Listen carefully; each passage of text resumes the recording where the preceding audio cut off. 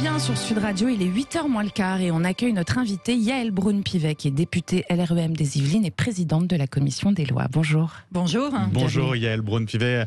54 départements désormais en couvre-feu, ça concerne 46 millions de Français désormais.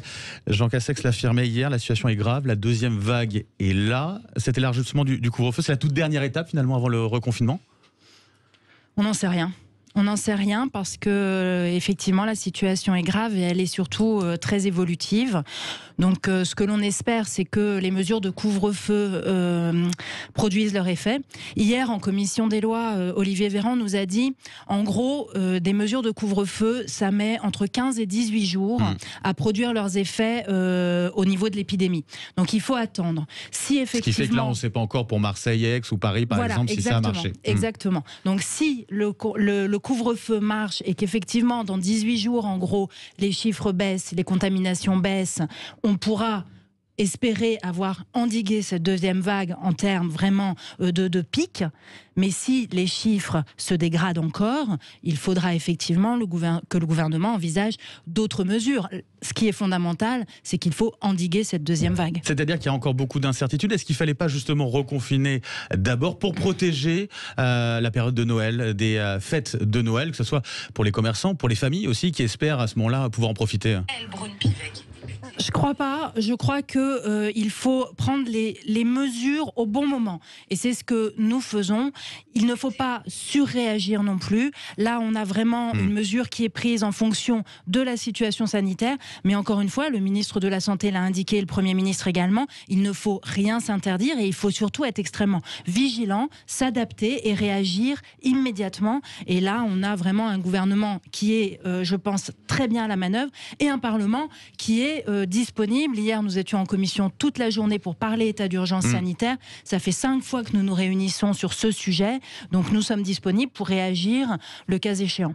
Avant de parler justement de cet état justement d'urgence sanitaire, un mot sur l'une des nouveautés finalement de ce qui a été annoncé hier. Maintenant, ça ne concerne pas que les métropoles, mais les départements. Ça veut dire quoi ? Ça veut dire qu'il n'y a plus que les grandes villes qui sont concernées. C'est que maintenant, en campagne, sur les villages aussi, on a cette augmentation du nombre de cas. Exactement.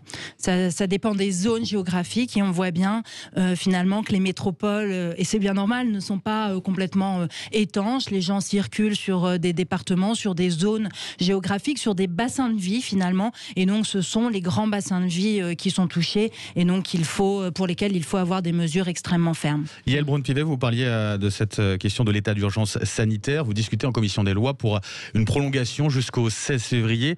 C'est nécessaire de le prolonger jusqu'en février. Pourquoi ? Parce que nous sommes dans un état de droit. Et donc, dans un état de droit, le gouvernement prend des décisions rapidement pour pallier à une situation, et puis après, il doit venir devant le Parlement pour que la représentation nationale l'autorise à poursuivre son action parce qu'il utilise des moyens exceptionnels. Donc, moyens exceptionnels veut dire contrôle exceptionnel, donc contrôle parlementaire. Donc là, on a fait les calculs hier, ça fait 80 heures que le Parlement discute sur l'état d'urgence sanitaire, comme je vous l'ai dit, en 5 séquences, et donc là, l'objectif, c'est de permettre au gouvernement d'utiliser ses pouvoirs exceptionnels pendant encore quelques mois. Ça veut dire que l'opposition a la parole dans ce débat, c'est ce que vous dites ? Alors, l'opposition dépose des amendements, on en discute, l'opposition parce qu'on a vu Daniel Obono de la France Insoumise hier, n'était pas forcément d'accord avec ça, en tout cas. Justement, c'est le principe d'une démocratie, permettre aux parlementaires et à tout le monde de s'exprimer, d'exprimer surtout leur désaccord. Mais franchement, les débats en commission hier étaient extrêmement dignes et tout le monde s'accorde à dire que la situation est grave, qu'il faut agir, et après les discussions se déroulent normalement, quels sont les pouvoirs, quelles sont les modifications que l'on peut apporter, mais voilà, on a à chaque fois, moi je le dis franchement, j'étais dans l'hémicycle, je faisais partie de ceux en mars lorsque la France était confinée et que nous avons autorisé le premier état d'urgence, que nous avons même créé cet état d'urgence juridiquement, et tout le monde, tous les partis politiques sont extrêmement dignes, extrêmement responsables, à la hauteur de la gravité de la situation. Un autre sujet, il y a une semaine, Samuel Paty perdait la vie dans cet attentat terroriste. Pas mal de décisions ont été annoncées, ont été prises de la part du gouvernement. Est-ce que ce gouvernement, il a compris finalement l'urgence de la situation à ce niveau-là, sur la lutte contre l'islam radical ? Alors, ça fait 3 ans que le gouvernement agit sur l'islam radical et sur le terrorisme. Moi, vous savez, à la commission des lois, je m'occupe de ces sujets de sécurité, de terrorisme, et je suis membre aussi de la délégation parlementaire au renseignement. Nous contrôlons l'activité du gouvernement en matière de renseignement. Ça fait 3 ans que l'action du gouvernement est extrêmement accomplie, extrêmement ferme sur ces sujets-là. Le résultat est là.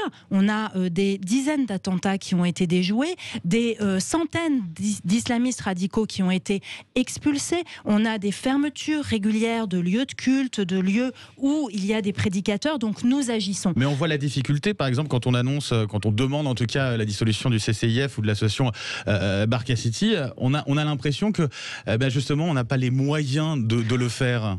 Alors il faut effectivement tout le temps s'interroger sur quels sont les moyens que nous avons pour agir, parce que malheureusement la menace évolue, elle n'est pas figée, et il faut que nous, législateurs, et que le gouvernement s'adapte pour pouvoir agir. Et c'est d'ailleurs l'objet de la loi séparatisme qui sera examinée bientôt, et qui va nous permettre de renforcer notre action, notamment sur les associations, pour renforcer les contrôles et pour pouvoir avoir plus de fermeture quand cela sera nécessaire. La question qui se pose aussi, c'est sur les terroristes qui vont sortir de prison. C'est un sujet sur lequel vous êtes largement penché avec cette proposition de loi qui a été censurée par le Conseil constitutionnel. Ça veut dire quoi? C'est-à-dire que le Conseil constitutionnel ne prend pas sa place finalement dans cette lutte contre le radicalisme?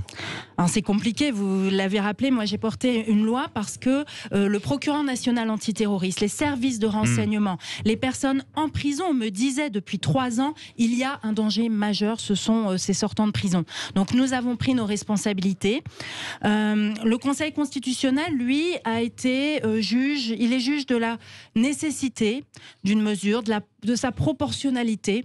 J'avoue que nous n'avons pas la même appréciation. Nous pensons que cette mesure est nécessaire, que cette mesure est proportionnelle au risque encouru et qu'elle n'entravait pas outre mesure la liberté de ces personnes, dont, je le rappelle, ce sont des personnes qui ont été toutes condamnées pour des faits de terrorisme. Et donc, je retravaille actuellement sur cette proposition de loi. C'est-à-dire que le Conseil constitutionnel a fait une erreur, justement, à ce niveau-là? On n'a pas eu la même appréciation. Donc, le Conseil constitutionnel est dans son rôle. Mais vous savez, moi, depuis cette décision, tous les jours, je me dis, qu'est-ce que j'aurais pu faire pour justement convaincre le Conseil constitutionnel? Et vous savez, aujourd'hui, dans la procédure en France, je ne peux pas parler au Conseil constitutionnel.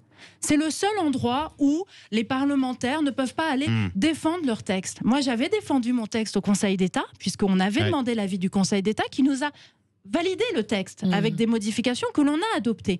Et au Conseil d'État, j'ai pu aller m'exprimer avec Raphaël Gauvain pour convaincre, pour expliquer pourquoi nous voulions ce texte, où était le danger. Malheureusement, au Conseil constitutionnel, les auteurs de propositions de loi n'existent pas. Je ne peux pas aller exprimer pourquoi, je ne peux pas expliquer pourquoi le danger est là, quel est le contrôle que j'ai effectué, et je me dis, peut-être que si j'avais pu, peut-être que j'aurais pu les convaincre. Mais on ne refait pas l'histoire. Pour revenir à l'attentat de Conflans, le gouvernement a dit qu'il n'y avait eu aucune faille. On apprend néanmoins que 6 jours avant le drame, le compte Twitter du terroriste avait été signalé au service antiterroriste. Est-ce qu'il faut une enquête parlementaire pour faire la lumière sur ce qui s'est passé réellement ? Il faut pas l'écarter. Aujourd'hui, il y a une enquête qui est menée par le parquet antiterroriste. Il y a des juges qui sont saisis. Donc, pourquoi pas une enquête parlementaire? Il faut regarder. Moi, j'ai pour habitude de ne pas trop réagir à chaud et dans l'émotion. On est encore beaucoup trop près de cet attentat. On est encore trop près du début de l'enquête pour pouvoir dire, voilà, il y a eu des failles. Parce que je vous rappelle que l'enquête parlementaire, elle n'est pas là pour regarder et faire le travail à la place des juges. Oui. Elle est là pour regarder si dans l'organisation de l'État, il y a des failles. Je pense qu'il est beaucoup trop tôt pour le dire. Il faut laisser les magistrats travailler. Il faut surtout voir quel a été le processus qui s'est mis en place pour que ce jeune homme qui habite à 100 km de l'attentat vienne sur ce lieu-là, voir quel est le déroulé des faits, qui a fourni les armes, est-ce qu'il a été vraiment tout seul, comment ça s'est passé? Regardons tout cela et après il sera toujours temps de voir si effectivement il y a eu des problèmes dans l'organisation de l'État. Quand le ministre de l'Éducation nationale, Jean-Michel Blanquer, pointe du doigt la responsabilité de l'islamo-gauchisme, vous êtes d'accord avec ce terme, notamment pour pointer l'UNEF ou le rôle que peut avoir la France Insoumise? Insoumise? Je crois qu'encore une fois, toujours dans la même logique, moi je ne suis pas là aujourd'hui pour pointer les responsabilités des uns et des autres. Vous savez, je crois que c'est toute la société qui est responsable de ce qui se passe. On est tous comptables des pertes parfois de repères par rapport à la laïcité, des petites compromissions que les uns et les autres pouvons faire. Donc moi je crois qu'aujourd'hui il faut vraiment qu'on ait un sursaut, mais tous, vous les journalistes, nous les politiques, il faut vraiment qu'on soit comptable du respect des valeurs, de cette unité nationale et finalement placer que donc l'on là, place Jean-Michel tous Blanquer est allé trop loin peut-être. la République au-dessus de tout. Je ne dis pas qu'il est allé trop loin, c'est son appréciation, mais ça n'est pas la mienne. Le mot de la fin avec Judith Beller. Oui, Yaël Braun-Pivet, on entend beaucoup parler de la nouvelle application Tous Anti-Covid. Est-ce que vous l'avez téléchargée, cette application? Alors, pas encore, mais je la téléchargerai aujourd'hui. J'ai vu qu'hier, il y avait des problèmes de téléchargement parce que justement, beaucoup de gens voulaient la télécharger. Donc c'est très bien. Soir. Bah, écoutez, c'est ce que j'ai cru comprendre. Donc c'est formidable parce qu'il faut vraiment que tout le monde comprenne qu'on est, encore une fois, tous responsables et tous comptables du maintien d'un seuil raisonnable de cette épidémie. Donc vous avez prévu de la télécharger, cette application, hein? Je la téléchargerai aujourd'hui. Et est-ce que c'est vraiment devenu primordial pour lutter contre le virus? Alors, ce que je crois, c'est qu'il n'y a rien, il n'y a pas de baguette magique, il n'y a pas une solution. Mais ce qui est sûr, c'est que dans le dispositif global, elle est extrêmement utile. Et Yaël Braun-Pivet, députée LREM des Yvelines, présidente de la commission des lois. Merci à vous. De votre venue. Allez, 7h57 à suivre le retour de l'info, puis la météo juste avant.